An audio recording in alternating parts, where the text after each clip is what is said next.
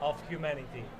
And really, right now, I can't think of a better way of doing that, but with a Lemurian fellowship. Bob, Robert, welcome to Expansion Network. Thank you. Good to be here. Great to be here. Thank you, likewise. So, I always like to relate, whenever possible, an interview or a conversation with my personal stories, my personal life, and I have to say that when 4 days ago we came here to the Conscious Life Expo, Robert was one of the first persons that I actually met, and we immediately connected. And I started giving him a hard time. Did I not? You did, yes, but it was a friendly hard time. Absolutely. It wasn't too hard of a time. Absolutely. So, I immediately connected at the personal level, the human level, and now I got to meet with Bob. So the first question is going to be very easy. So what's the Lemurian fellowship? What does this Lemurian term come from, Bob? Well, the term Lemurian comes from an ancient continent called Lemuria, also known as Mu, M-U. And that continent sank about 26,000 years ago. It was located in the Pacific Ocean.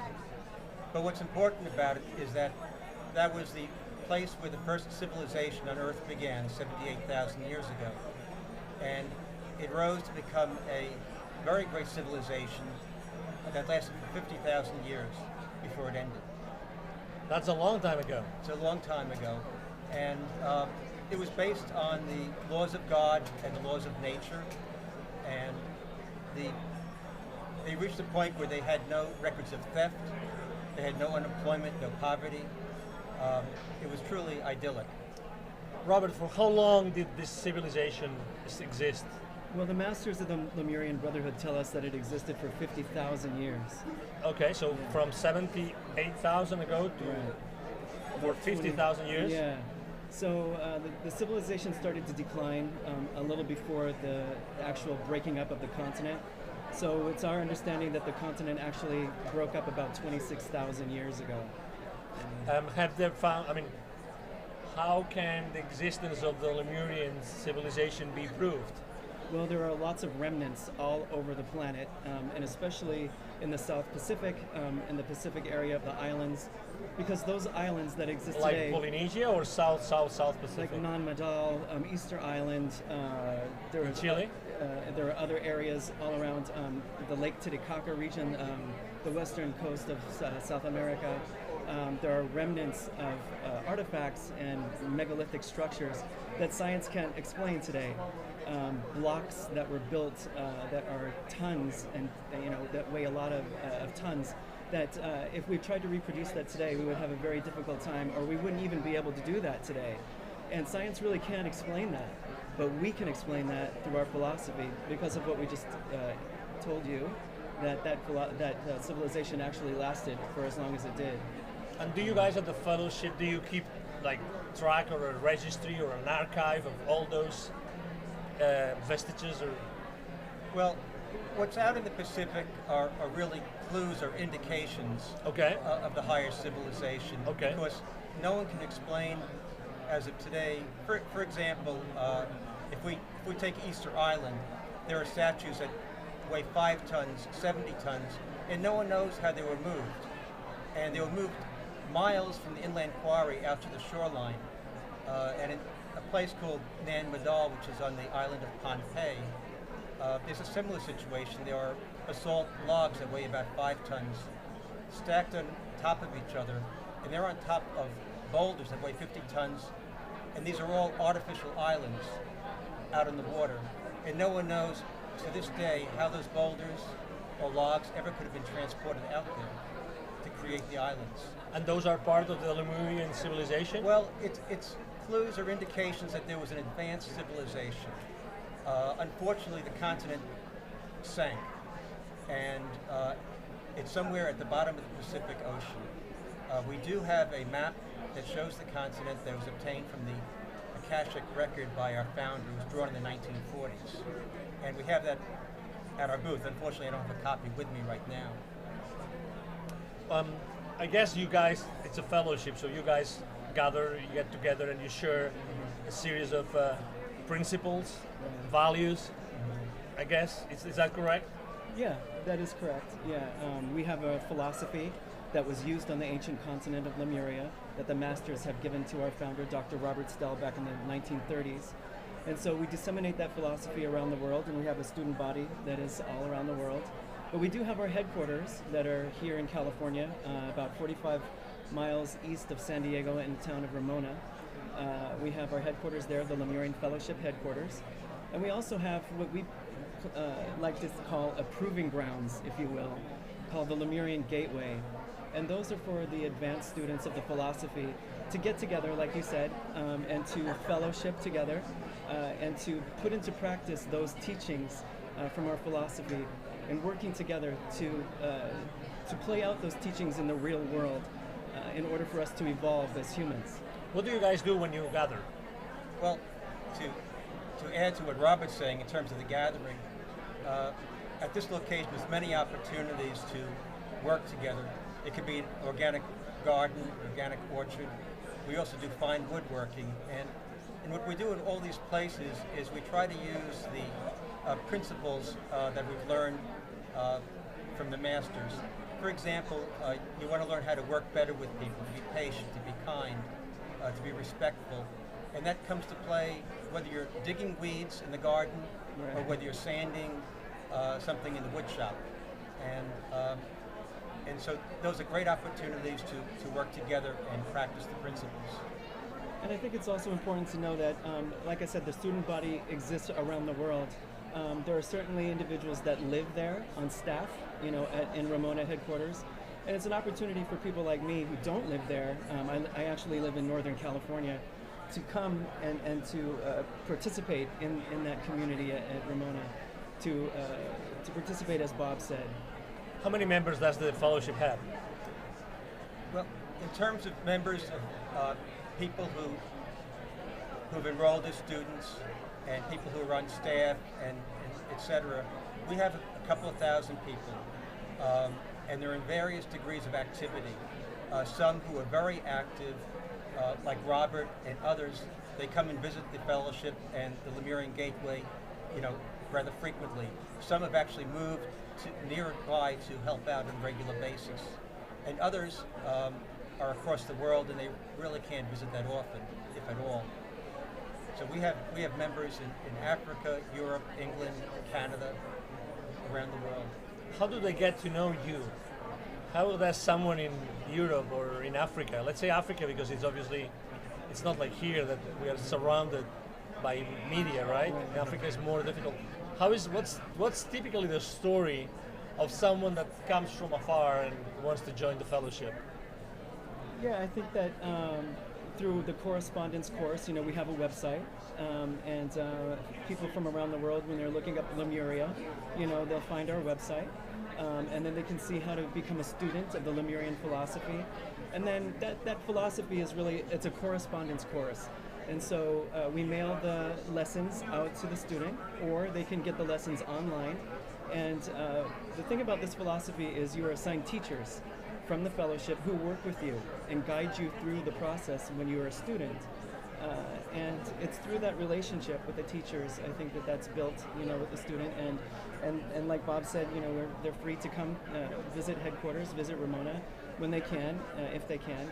And so that's how that relationship is built, through that process. If you had to, I guess the philosophy is defined in writing, right? Yes, and through practice. Right. Okay. Yeah. And so those lessons follow the philosophy. Is there some kind of sacred book or charter of principles? How is that handled internally for you guys? Yeah, so I think that so what we have as a prerequisite reading is a book called The Sun Rises, and it was a book from our founder, Dr. Robert Stell. And Dr. Robert Stell was a true clairvoyant. He was able to see and hear the masters of the Lemurian Brotherhood. And he was also able to see the Akashic Record. And the Akashic Record is the record of all events that have ever transpired on planet Earth. And what he was able to see was the events of how that first civilization got formed 78,000 years ago. And how individuals who were primitive at that time had to really think beyond self.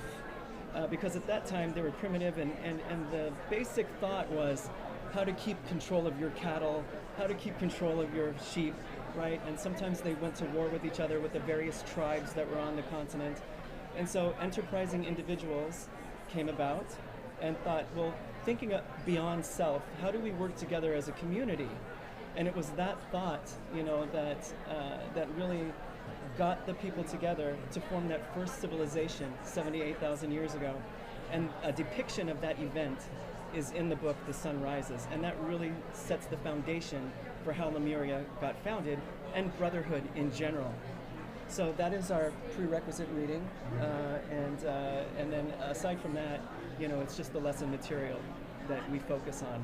And is there a number of lessons or rules, or there is? Yes, there's 12. 12? Yes. Okay, good. Yeah. Right. And those are in the book already? It's not in the book, The Sun Rises. Okay. But the lessons are individual numbered lessons that you gradually get. You complete lesson 1, and then at your own time, then you get lesson 2, and so on, until you complete the 12th lesson. Okay. Do you guys know the lessons, or do you know the principles, the 12 principles? Do you guys know them? Yes.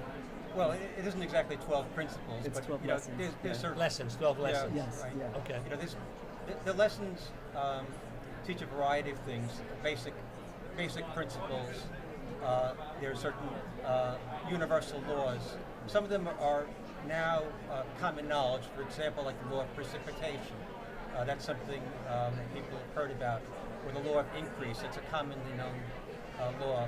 There's others such as law of transmutation is another law. But in addition to that, they teach the virtues, the 12 virtues, which I don't think I could name all 12 of them, but certainly being patient, being kind, being tolerant, things of that nature. And these are all things you try to work into your own personal character to make yourself into a better person. And the ultimate aim is that each person makes themselves to a better person, learns how to better help other people, and eventually, over lifetimes, will make this into a better world. Do you guys participate in community events and try to bring forward your values, your principles, your lessons, so the society gets to know you more, like coming to this expo? Yeah. Do you do similar events? Do you attend similar events or community events? I think we do that as, the Lemurian Fellowship comes to events like this, but what the individual Lemurians like Robert and I do is when we go out, whether it's in our workplace or with friends or with even strangers we meet like you, we try to practice our principles. Be friendly, respectful, patient, kind, etc. Right. We try to serve as an example of what the lesson material teaches us. And like Bob said, put it into practice in the real world. Right. Yeah. So you are taught to actually live by those principles in your everyday life, Exactly. regardless of what you do. Exactly. At home, with friends, at That's work, right. That's right. at leisure time, Absolutely. everything. Everything. Yeah, it's really a life-changing experience, when you embody the teachings. And like the masters tell us, you get out of it what you put into it, right? So it's one thing to read the lessons, and we're all free. We all have free will. Some of us could read the lessons and put them on a shelf and never deal with them again. Right. And others could read the lessons and really sincerely put them into practice every day, and want to make a life change, and embody the lesson material. And that's what I hope to do. That's what I'm choosing to do each day of my life. So going back to the history of the organization, of the fellowship, Dr. Robert Stell. Stell. Yeah.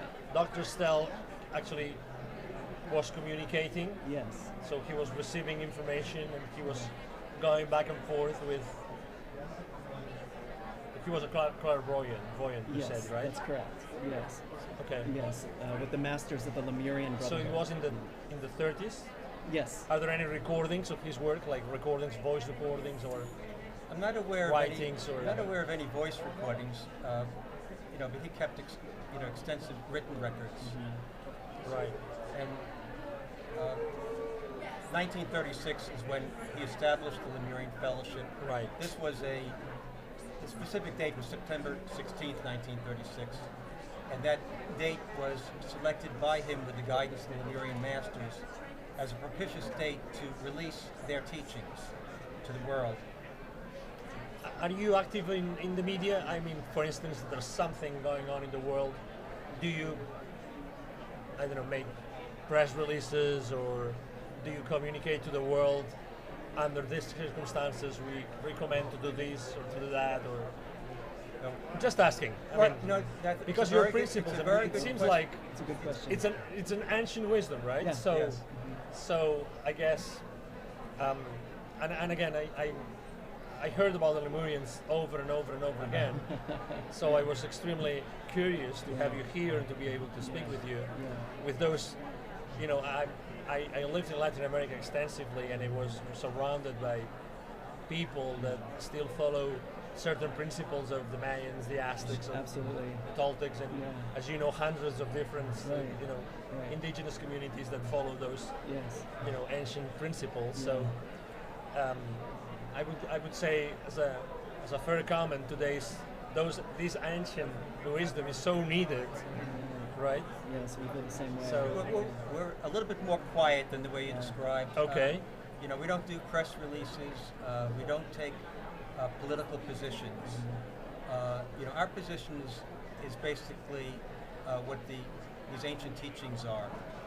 And, you know, often people who are studying these teachings, our students, will ask us questions. You know, what do we do with this political situation or that other situation? And we try to help them work through that on their own, using what they understand from the Lemurian teachings. Because it's very important that everyone learn how to stand up on their own 2 feet and know how to work through these issues.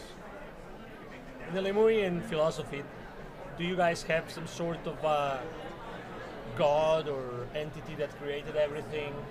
Or, because you mentioned universal law several times, but what about this? Is it the concept of God or similar? Do you, Yeah. does that exist? Yeah, we believe in the creator of all things, the universe, just like many of the world's religions do. It's the same principle. Yeah, there isn't one deity, you know, that we worship per se, but our philosophy shows the significance and the importance of Christ and other, you know, beings that came to assist mankind. You speak openly about this. Yeah, yeah. So you can speak about Muhammad or about Buddha or about Jesus Christ. We understand You, that there you are, have a position about those. well, we understand that there are a number of great beings that have come, that God has sent to the earth, you know, to assist mankind in different eras of our evolutionary process. Yeah, and we do not deny that at all. We know that there are masters out there. There are various brotherhoods that are in existence of masters. We understand that, and we are one of several, you know, brotherhoods, and we have masters that specifically work with us, and who have worked with Dr. Stell to get this foundation started. And so, the great being, the creator of all, is very similar philosophically to other world's religions. It's the same thing, one God, that and many evolutions under that God, right? We're Right. all brothers and sisters, and working together to create brotherhood on planet Earth. What's the main goal of you and the rest of the team that came here for coming here? What's the main goal? What's the main objective? The main objective is for those people who want to find out more about Lemuria, about the ancient teachings, that we're there for them. You know, we don't push it on anyone, we don't proselytize, but if someone wants to know about it, we have free material to give them, and if they want to purchase some material, we have very affordable material they can purchase also. The whole purpose is just to get the teachings out there. And just to add to one thing Robert was saying about the brotherhoods, these days the word brotherhood sometimes is taken on negative connotation with certain extremist groups, but back in the day, brotherhoods were known as the mystery schools, like the Lemurian mystery school, the Rosicrucian mystery school, things of that nature, and it's in that context that they're referred to as brotherhoods. I was thinking about that. You are so right that, you know, good terms, unfortunately, for some reason, eventually become misunderstood. Right. So I agree with that. Just to emphasize something that you said, you're trying not to take political positions and everything. Is that maybe like being a little bit on the quiet side? Is that one of the principles, one of the values? Would you say that? Well, yeah, I think I could speak to that in that the philosophy helps us to understand that we don't really have the right to encroach upon another's environment. We don't really have a right to give unsolicited advice or guidance. And so, like Bob said, if it's solicited, if somebody asks us, then we're able to cosmically interject, and provide some guidance. But we really take a cue from the masters themselves, because the masters do not do for us which we can do for ourselves, because they want us to pass our tests, and we are tested. And you are tested? We are all tested on this planet, all of us. You too. Okay. You too. I thought that you guys had like quarterly tests Oh, or no, something. No, just in general. Speaking in general, right? We all have to pass our tests that the great ones give to us. And that is so that we can evolve, right? We have lessons that we learn in everyday life and just meeting with each other through the roads of life. There are tests that come up and hurdles that we have to pass over. And when we do that, we evolve and we grow spiritually. And so the masters will never give us all of the answers. They won't do for us which we can do for ourselves. They really allow the masters us as in the great spiritual beings that are our teachers, our spiritual teachers, who have made it to the pinnacle of the human evolution. If you want to have You mean existing people? Existing people on Earth that were on Lemuria, like many of us were many years ago. And they evolved as humans, became spiritual beings, right? And masters. And if you want to use a school analogy, a grade school analogy, you can liken them unto being seniors or 12th graders. And for the uninitiated, you can liken the rest of us who are uninitiated as kindergartners, waiting to enter the first grade and to go through the initiation step by step until we get to the 12th grade like they are. Right, and they help us to get there. You have grades. Well, through Or you have initiations, ranks, or- ranks through initiations. How and many the ranks mysteries. are there? Well, we're all striving for the first degree of initiation. Do And- those roles have names? Not necessarily names, no, but there are degrees. How many degrees are there? 12 degrees? There's 12 degrees, and then the 13th degree is when you become a master. Right. In which degrees are you? Well, Or no one speaks. There's a saying that is very true, is that an initiate would never say that he's an initiate, nor would he deny he's an initiate. So no one is ever going to know who an initiate is. I hope I wasn't disrespectful with the question. Not at all. Okay. Not okay. at all. How would you know? Okay, yeah. I mean, again, I'm trying to put myself, trying to That's right. have the audience informed about. yourself. We appreciate that. Exactly. Yeah. Obviously, there's two questions. Then, obviously, you believe in reincarnation. Yes. And another question is, who's testing me? We don't know the name of who's testing you, but we're all tested. Yeah, there are How are we tested? everyday life where there is an opportunity to choose. Shall I do this thing or shall I do that thing? What is right? What is wrong? Is there a dilemma that you're experiencing today? Is there something in your life that you feel like you need to sleep on? You're not sure what to do? That's a test, right? And a lot of times failure is the greatest test of all, because we really remember that one, and we don't have the tendency to repeat those again. We really learn from those and move on and move to the next thing. So yes, tests happen every day, and it doesn't have to be a dramatic test. It could be just a little simple thing, as a simple choice that you make each day that leads you down this way, instead of this way. And the great ones, the masters, the spiritual beings, can see all of that, and they calculate where you're going and at what level you've reached. And the ultimate goal for us to be a candidate for initiation is to achieve balance. And that's why the triangle figures so prominently in our philosophy, because the triangle for us in this brotherhood, the Lemurian brotherhood, is the symbol of balance, where we balance our mentality, our ideality, and our practicality.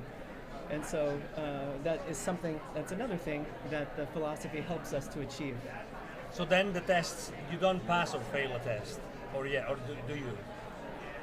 It's yeah. Sorry, I mean it was. Well, I'll give you an example. Yeah. Thank you. I mean, Thank you for being so.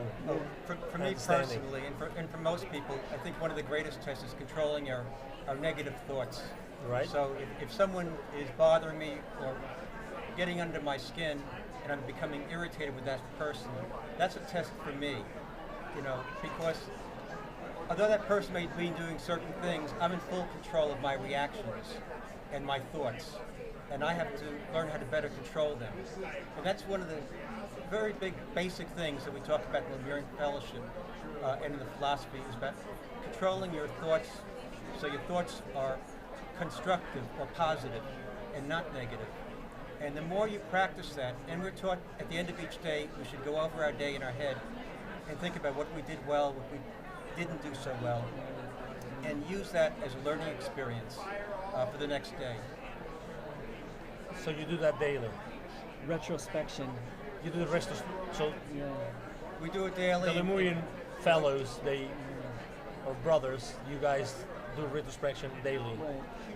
And that really helps us to understand what we've achieved for the day. You know, for example, as Bob mentioned, we have virtues, in the philosophy that we learn. Patience is one of them, right? So as an example, throughout the course of the day, we can track how many times we used patience.